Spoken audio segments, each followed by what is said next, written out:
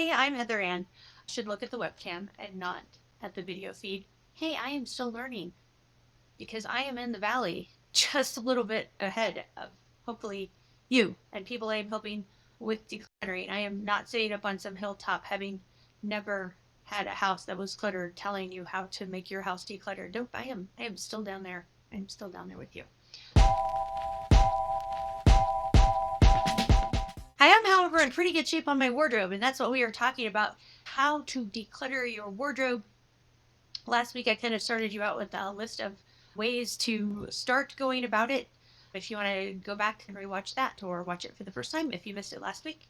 This week, I want to talk about some different frameworks that you can use to go about minimizing and then maintaining that minimal wardrobe or simplified wardrobe if the word minimalism doesn't speak to you. So I will reference a couple books and websites. I will leave those links in the comments of this video. The first one I want to talk about is something called Project 333 by Courtney Carver. Her blog is Be More with Less.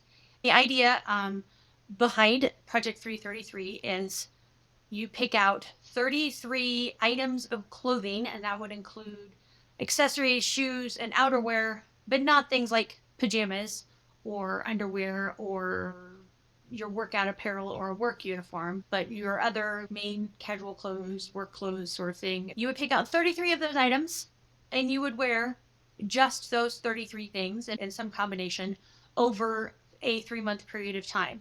She works hers, I think, calendar, like January, February, March, April, May, June, July, August, September, October, November, December.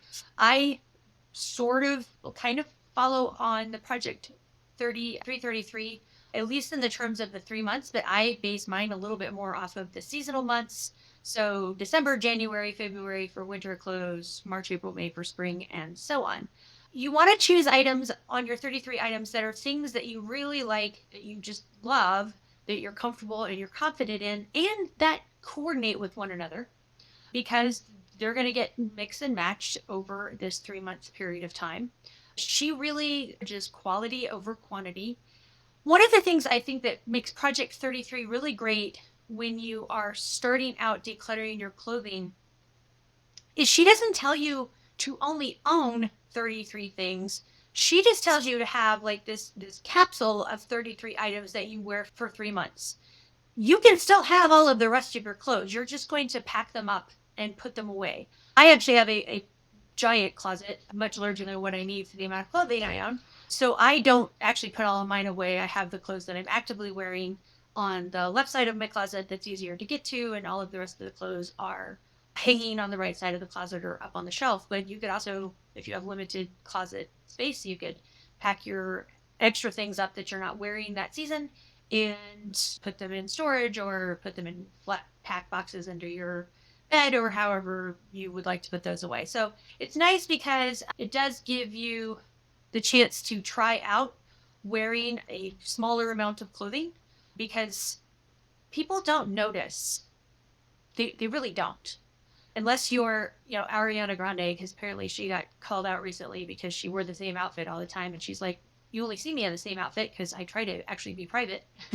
but us normal folks, nobody's going to notice if you're wearing the same few articles of clothes. Courtney Carver talks about it in her book, how she was so concerned that people were going to notice that she was wearing the same thing. And she was like, nobody ever noticed.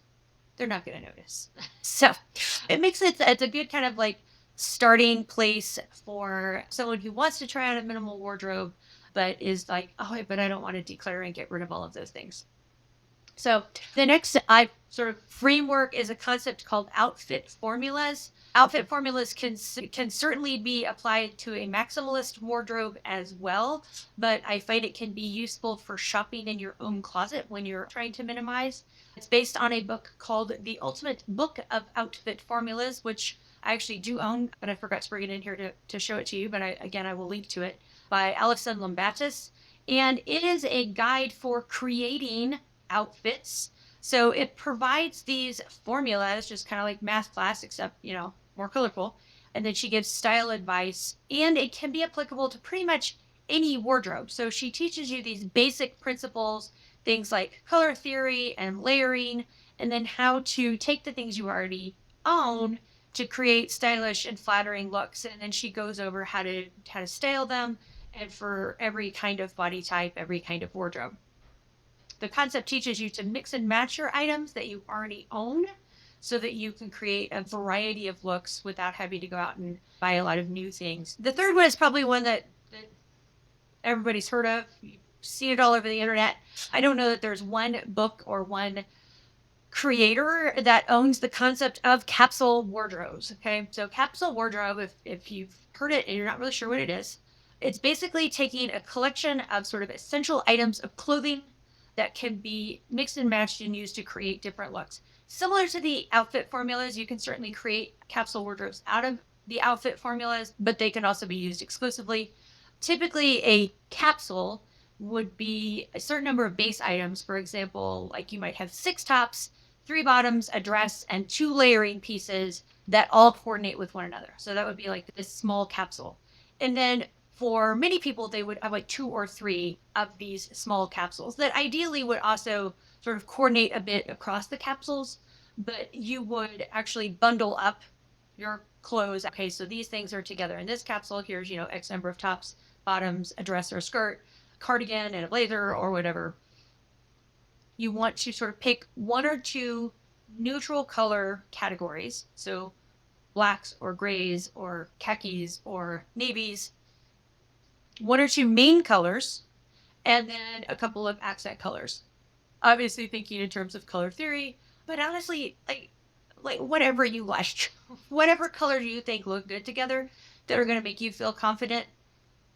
If somebody else doesn't like it, that's their problem, right? If you really love to wear chartreuse green and bright tangerine orange together, I mean, I think that's fabulous. I love bright colors.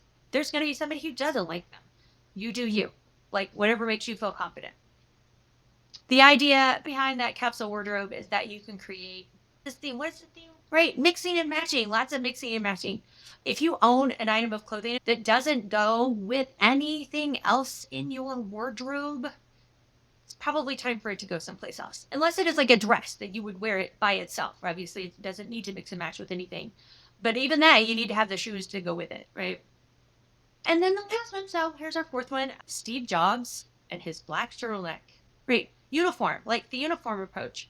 Wearing a uniform. Now, I actually went looking online for women famous for wearing the same thing every day. I found lots of male examples. Michael Kors, Simon Cowell, Mark Zuckerberg, Steve Jobs, of course, Barack Obama even only wears the same like 2 colors of suits.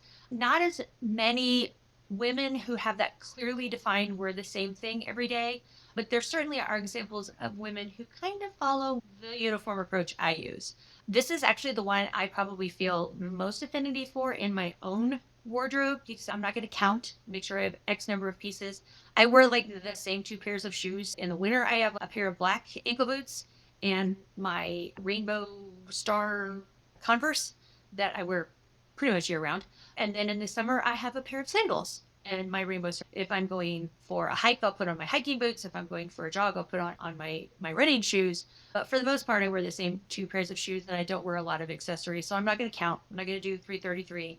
My formula is my uniform. So most days, you're going to see me in a Life is Good t-shirt with a cat theme, probably, maybe music themed. So I kind of go on the uniform policy myself, a good quality t-shirt, a pair of jeans, and if it's cold out right now, I will have layering pieces. I've got several hoodies, several cardigans, and then in the winter I do mix in some sweaters. So for most days I wear a t-shirt, a hoodie or a cardigan, and a pair of jeans.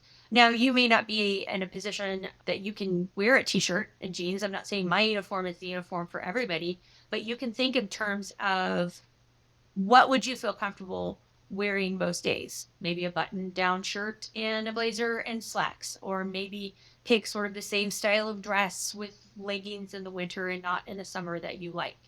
Being able to just reach in the closet, and I've said this before, and just grab something and take it out and not go, oh, I don't feel like wearing that today. Like literally everything in the part of my closet that I am dressing out of during each season is something that I can just pull it out and put it on, and I'm going to go that day. The amount of mental energy that it saves to not have to stand there and go, what am I going to wear today? It's just very freeing. I don't use up any of my decision making power on what clothes I'm going to put on that day, so I can use it to make other decisions throughout the day. So I like it. It works for me. One thing on all of these, like, so none of these mean that you can't have variety when it's time for a, a party or a special event, or you're going out on a date. I still have a few fancy dresses. I still have some blouses I would only wear if I was going to do something more professional. I'd still have those things, but to take the day to day wear of deciding what to wear out of the equation is just very free. You can certainly do the uniform approach or the capsule wardrobe approach, or you can do Project 333 with, gorgeous silk blouses and beautiful tailored jackets and skirts and high heels. I mean, you can put into any one of these frameworks whatever style of clothing makes you feel the most fabulous and still be able to keep your wardrobe so much smaller, save money, save the environment, because like 85.5 pounds of clothes thrown away by across average by each American every year. Just insane, right? So those are the frameworks. So we have the Project 333, the outfit formulas, which is in the Alison Lambantis book. And she also has a fabulous website called Outfit Formulas. I will link that as well.